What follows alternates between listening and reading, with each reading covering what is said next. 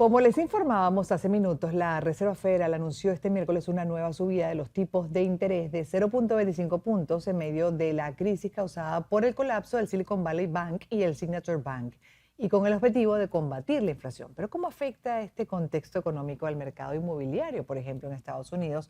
Lo vamos a revisar con la especialista en bienes raíces, Caterina Santana. Caterina, buenas noches, bienvenida. Muy buenas noches, Gladys. Gracias por tenerme aquí en tu programa. Ya que, gracias a ti por estar estos minutos para entender además qué tipo de reacciones ha habido ya en el mercado inmobiliario, qué perciben ustedes. Mira, el mercado inmobiliario en Miami es un poco diferente a lo que es el resto de Estados Unidos, porque en Miami tenemos las ventajas de que estamos en una ubicación muy preferencial. Y al Mm, tener esta ubicación hace que el mercado se comporte de manera diferente. De hecho, vemos ya que en el resto de los Estados Unidos hay mercados que están siendo afectados de una manera negativa hoy en día con todo el tema de las tasas de intereses que afecta el bolsillo de la persona que va a comprar, quitándole una capacidad de pago, por lo tanto, sacando a compradores del mercado.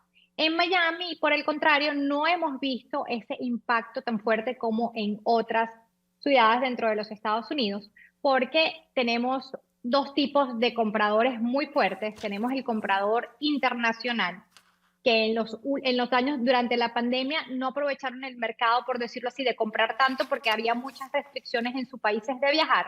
Y ellos, la mayoría, que son muchos de nuestros clientes, prefieren venir, tocar, ver el inmueble más allá de comprar por un video o una llamada.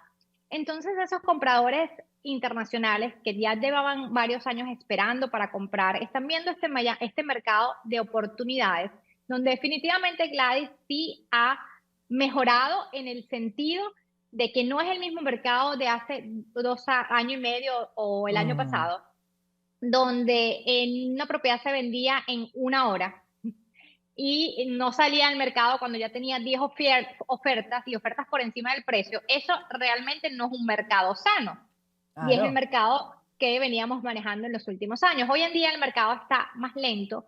Sin embargo, también Gladys va a depender mucho del tipo de propiedad también que se esté tratando de comprar, porque las propiedades que están por debajo de los $400,000, por ejemplo, todavía tienen muchísima demanda. Y a pesar de que las tasas de intereses han subido con respecto al año pasado, las personas siguen comprando y siguen teniendo la necesidad de tener un techo, porque además tenemos otro problema, Gladys, también, que es el tema de los alquileres, que están muy altos.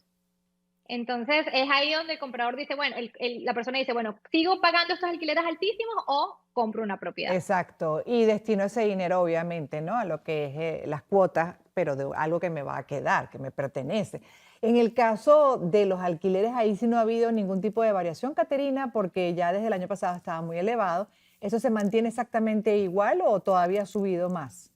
No, se sigue manteniendo elevado. Los alquileres, tenemos como una frase en real estate que dice que son stickers, que son como pegajosos, son mucho más pegajosos que los precios. Los precios de las compras y las ventas pueden fluctuar un poco, nunca tan rápido, obviamente, como otros tipos de mercados, porque bienes raíces es progresivo, pero las rentas generalmente son como más pegajosas. Entonces, si tenemos un mercado donde los compradores no tienen la capacidad para comprar porque tienen unas tasas de intereses que han cambiado y son más altas de lo que viene el año pasado, esas personas tienen que vivir en algún sitio. Entonces siguen siendo inquilinos, por lo tanto también el mercado de alquiler se ha mantenido bastante fuerte en los últimos meses, Mm, con una excepción de en ciertas zonas. Por ejemplo, hemos visto un pequeño éxodo de todas estas personas que se vinieron a vivir específicamente, por ejemplo, Brickell, que tuvo un auge muy grande en los alquileres cuando todas las personas de New York o de California empezaron a hacer el trabajo remoto.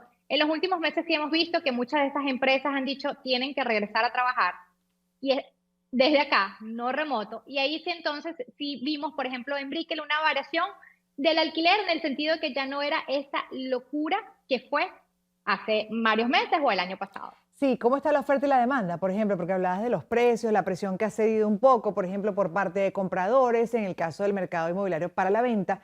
Pero en este momento, ¿cómo está esa proporción oferta-demanda? A ver.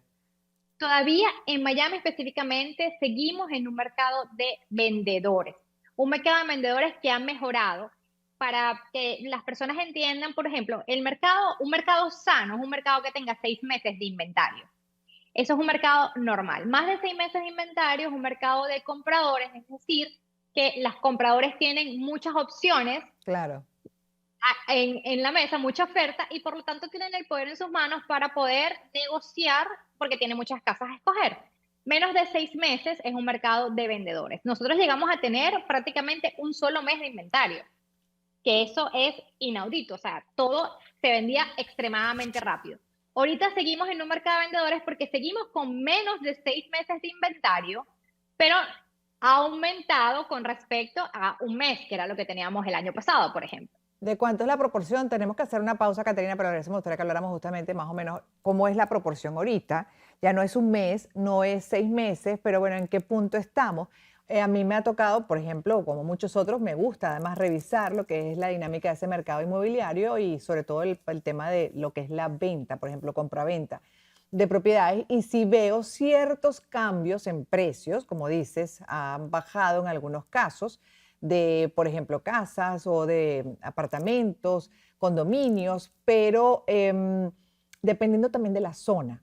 A veces siento que puede variar más o mantenerse porque es una zona, un punto muy buscado en el que además ya hay interpretaciones de que se va a revalorizar sí o sí esa zona, en el caso del sur de Florida, de Miami, y bueno, ahí ya tú ves que se mantiene definitivamente más el precio en el tiempo. Entonces, al regreso, por favor, para que compartas los puntos de vista sobre esos escenarios que acabo de exponer.